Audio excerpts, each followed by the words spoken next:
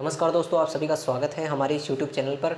दोस्तों, हमारा तीसरा चैप्टर चल रहा था बीकॉम फर्स्ट ईयर में, डिस्पर्सन ऑफ मेजर्स, जिसके बारे में हमने रेंज देखा, इंटर क्वार्टाइल, चतुर्थक देखा और दशमक पंचमक वो सब देख लिए थे। उसके बाद में हमारा एवरेजिंग मेथड चल रहा था, जिसके अंदर हमने मीन डेविएशन देखा। अब हम बात करते हैं स्टैंडर्ड डेविएशन, जिसे कहते हैं प्रमाप विचलन। इस विधि का प्रतिपादन कार्ल पियर्सन ने करवाया था। कार्ल पियर्सन ने किया था, मतलब इस विधि का प्रतिपादन, और 1893 में किया था। ये विचलन निकालने की सबसे लोकप्रिय जो विधि है, लोकप्रिय पद्धति है, उसके अंदर इसे शामिल किया जाता है। ये वैज्ञानिक रीति भी है। इसके अंदर दो मेथड है, एक तो प्रत्यक्ष रीति और एक है लघु रीति। इन दो रीतियों के ज़रिए हम स्टैंडर्ड डेविएशन यानी कि प्रमाप विचलन को फाइंड कर सकते हैं। तो प्रत्यक्ष रीति से जो फॉर्मूले हैं वो आपके सामने। स्टैंडर्ड डेविएशन जिसे हम, ये आधा एन दिख रहा होगा आपको, ये इसका मतलब प्रतीक है, इसका चिन्ह है। इसका फॉर्मूला है सिग्मा डी स्क्वायर बटे एन और वर्गमूल।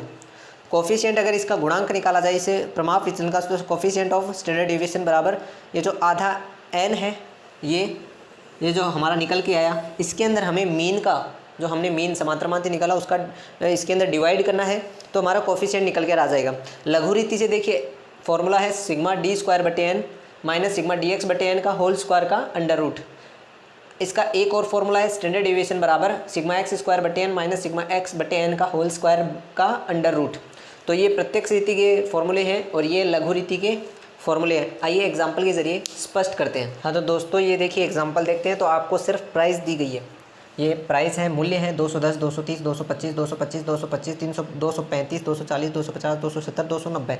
ठीक है, ये आपको प्राइस दी गई है। आपको प्रत्यक्ष रीति से प्रमाप विचलन यानी कि स्टैंडर्ड डेविएशन फाइंड करना है। तो देखिए, सबसे पहले आपको क्या निकालना पड़ेगा, डी का एक नया कॉलम फाइंड करना पड़ेगा। वो डी का कॉलम आप किस प्रकार से फाइंड करोगे? सबसे पहले आपको समांतर माध्य निकालना पड़ेगा। समांतर माध्य के लिए आपको इन सबको जोड़ना पड़ेगा। तो हमने इसको जोड़ा तो आए 2390, और ये पद कितने हैं? 1 2 3 4 5 6 7 8 9 10 पद हैं। तो x बार बराबर सिग्मा x बटे एन, 2390 बटे 10 इज इक्वल 239।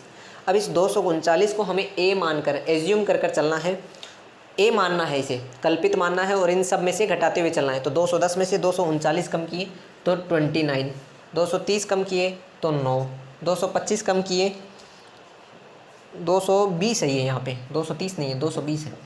ठीक है, 220 कम किए तो आए 19। ठीक है, 225 कम किए तो आए 14, तो माइनस के 14, माइनस के, क्योंकि ये 239 इन सब से ज़्यादा है। तो 225 कम किए तो माइनस के 14, माइनस के 14, 35 कम किए तो माइनस के 4, 240 कम किए तो प्लस का 1 और प्लस के 11, प्लस के 31, प्लस के 51, 1 11 31 51। ठीक है, ये आ गया।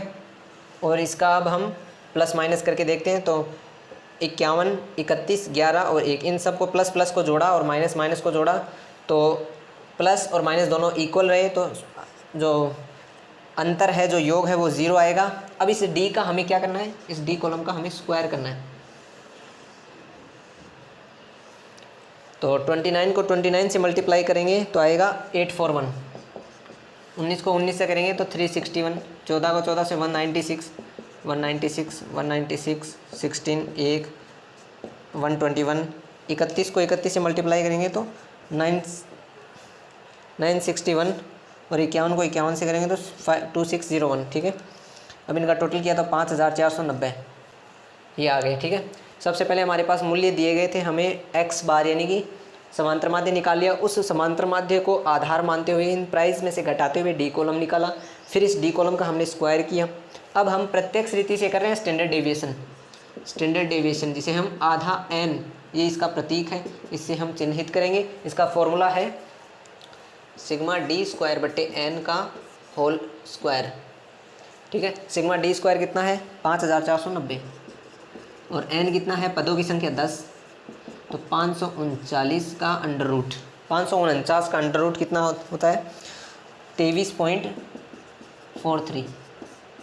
ये हमारा स्टैंडर्ड डेविएशन आ गया, प्रमाप विचलन आ गया। अब इसका कोफिशिएंट देखते हैं। Coefficient of standard deviation is equal standard deviation बटे एक्स बार। स्टैंडर्ड डेविएशन कितना है 23.43, एक्स बार कितना है हमारा 239। अब इसमें इसका डिवाइड करेंगे तो आएगा 0.10, 0.10। तो इस प्रकार से हमने प्रमाप विचलन को प्रत्यक्ष रीति से फाइंड करके आपको बताया है।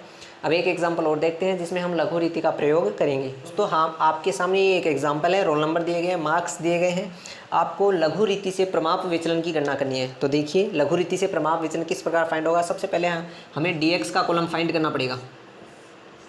सबसे पहले हमें dx का कॉलम फाइंड करना पड़ेगा। dx का कॉलम फाइंड करने के लिए हमें एज्यूम करना पड़ेगा। एज्यूम हमने किया 50, ठीक है। अब ये जो आपके पास मार्क्स हैं जिन्हें हम x बोल सकते हैं, इनमें से ये a को घटाते हुए हम चलेंगे। तो 43 में से 50 घटाए तो -7, 48 घटाए तो -2, 65 घटाए तो +15, 57 घटाए तो +7, 31 कम किए -19, 60 कम किए तो +10, 37 कम किए तो आए -13, 48 कम किए तो -2, 78 कम किए -28, +28, 59 किए तो -2 और +28 और +9, ठीक है।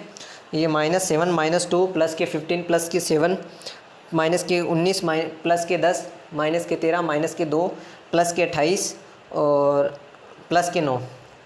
अब इनका टोटल किया तो आए 26 प्लस के, ठीक है। क्योंकि प्लस वालों को एक जगह इकट्ठा करके जोड़ लिया, माइनस वालों को एक जगह इकट्ठा करके जोड़ लिया।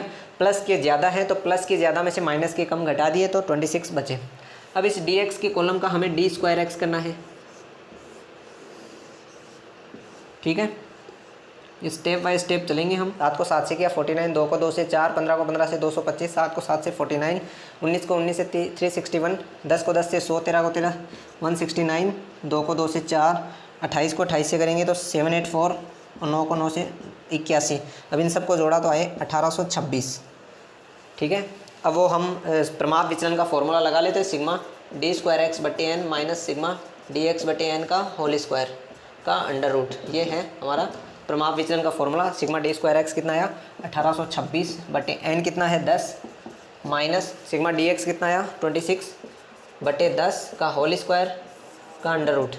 तो 182.6 माइनस 26 को 26 से मल्टीप्लाई करके उसका जो 10 का रूट है उससे कर देंगे। 26 को 26 से किया तो 676 बटे 100। अब इसका रूट देख लीजिए 182.6 माइनस 67.6। अब इसको इसमें से घटा दिया 0.6 माइनस 67.6, 115 का रूट आया। तो अब इसका रूट करते हैं, इसका रूट आएगा 13.26, ये आंसर आएगा इसका। आइए अब हम एक और एग्जांपल करके देखते हैं। तो ये देखिए ये नया एग्जांपल है। इसके अंदर देखिए आपको ग्रुप दिया गया है, सतत श्रेणी है, कंटिन्यूस सीरीज़ है, ये फ्रीक्वेंसी है 0 से 2, 2 से 4, 4 से 6, 6 से 8, 8 से 10, फ्रीक्वेंसी है 2, 5, 15, 7, 1। तो इसके अंदर देखिए आपको प्रमाप विचलन ज्ञात करना है और गुणक भी ज्ञात करना है। तो सबसे पहले देखिए आपको क्या करना है, मिड वैल्यू निकालनी है। Mid value it means x find करना है। तो एक्स लोअर वैल्यू और अपर वैल्यू दोनों को जोड़ो और 2 का डिवाइड करो। तो दोनों जोड़ो और 2 का डिवाइड किया तो 1, 4 और 2 6, 6 में 2 का डिवाइड किया 3, 5, 7 और 9, ठीक है। उसके बाद में आपको क्या करना है, fx को मल्टीप्लाई करना है, इस f को इस x से मल्टीप्लाई करना है। तो 2, 5, 3, 15, 15 दूनी 30, 3, 45, 4, 60, 15, 5, 75, 7, 7, 49, 9 एकम 9, ठीक है। उसके बाद में देखिए दोस्तों आपको क्या करना है, ये fx है, इसको हमें आपको जोड़ना है और इस f को आपको जोड़ना है, ठीक है। 50 fx का जोड़ आया 150 और इस f का जोड़ आएगा 5 और 2 7, 7 14, 15 5 20 30, ठीक है। अब इसका x बार करेंगे, x बार बराबर सिग्मा fx बटे n। तो 150 बटे 30 इज इक्वल 5। 5 आपका x बार आया। अब इस x में से इस x बार को घटाते हुए चलना है तो आपका d आ जाएगा, ठीक है। 1 में से 5 गए, माइनस के 4, माइनस के 2, 0, प्लस के 2 और प्लस के 4, ठीक है। अब इस d का हमने कर दिया स्क्वायर, d², ठीक है। 16, 4, 0, 4, 16, ठीक है। 16 और 4 20, 20 और 20 40, ठीक है। अब इस डी स्क्वायर को इस एफ से मल्टीप्लाई करना है, ठीक है। तो एफ डी स्क्वायर आ जाएगा, ठीक है। तो 16 दूनी 32, 5 चौका 20, 0, 7 चौका 28 और 16 एकम 16। अब ये जो एफ डी स्क्वायर है इसको हमें जोड़ना है। तो 16 का चौका हासिल 1 और 9, ठीक है, 96। तो सिग्मा एफ डी स्क्वायर बटे एन का अंडर रूट, ये आपका स्टैंडर्ड डेविएशन आ जाएगा। तो एफ डी स्क्वायर 96, एन कितना है 30। तो 96 में अब हम 30 का डिवाइड करेंगे तो आएगा 1.79। ये आपका स्टैंडर्ड डेविएशन आ गया। अब इसका गुणांक यानी coefficient of standard deviation is equal standard deviation बटे एक्स बार। तो स्टैंडर्ड डेविएशन में 1.79, एक्स बार कितना है 5, 1.79 में 5 का डिवाइड करेंगे तो 0.36, ये आपका कोफिशिएंट आ गया, ठीक है। तो इस प्रकार से कंटिन्यूस सीरीज़ में हम प्रमाप विचलन इस प्रकार से ज्ञात कर सकते हैं। तो अब चलते हैं नेक्स्ट टॉपिक की ओर। दोस्तों ये अगला टॉपिक हमारा है विचरण गुणांक, कोफिशिएंट ऑफ वेरिएंस, जिसका फॉर्मूला है स्टैंडर्ड डेविएशन बटा एक्स बार मल्टीप्लाई 100। एक एग्जांपल के जरिए हम इस विचरण गुणांक को समझते हैं। देखिए आपके पास दो नगर दिए गए, नगर ए और नगर बी, जिसके आपको प्राइस दिए गए हैं, मूल्य दिए गए। अब आपको बताना है कि कौन से मूल्य में, किसके मूल्य में स्थिरता अधिक है। तो सबसे पहले हमने इस ए के जो वैल्यू है उसको जोड़ लिया 100 है, बी की वैल्यू को जोड़ लिया 75 है। अब दोनों का समांतर माध्य निकाल दिया। तो सिग्मा एक्स बटे एन इज इक्वल 100 बटे 5 बराबर 20। तो समांतर माध्य इसका आया 20 और इसका समांतर माध्य आएगा 75 बटे 5 इज इक्वल 15। इसका 15 समांतर माध्य है। अब 15 को और इस इधर 20 को आधार मानते हुए इस ए में से और बी में से घटाते हुए चलना है। तो 20 में से 20 गए 0, 22 में से 20 गए प्लस के 2, 19 में से 20 गए माइनस के 1, 23 गए तो प्लस के 3, 16 गए तो माइनस के 4। अब इस डी का हम स्क्वायर करेंगे तो 0, 4, 1, 9, 16, 21, 30, ठीक है। अब ये जो बी का कॉलम है इसका आधार हमने 15 मान के घटाते हुए चलना। तो 10 में से 15 गए माइनस के 5, 20 गए तो प्लस के 5, 18 गए तो प्लस के 3, 12 गए तो माइनस के 3, 15 में से 15 गए 0। अब इसका हमें स्क्वायर करना है। 25, 25, 9, 9, तो 25, 25, 50, 60 और 68। तो बी का डी स्क्वायर कितना आया 68, ए का डी स्क्वायर आया 30। अब इसके आधार पर हम स्टैंडर्ड डेविएशन देखते हैं। स्टैंडर्ड डेविएशन होगा सिग्मा डी स्क्वायर बटे एन। तो डी स्क्वायर कितना है 30 बटे एन कितना है, एन है 5।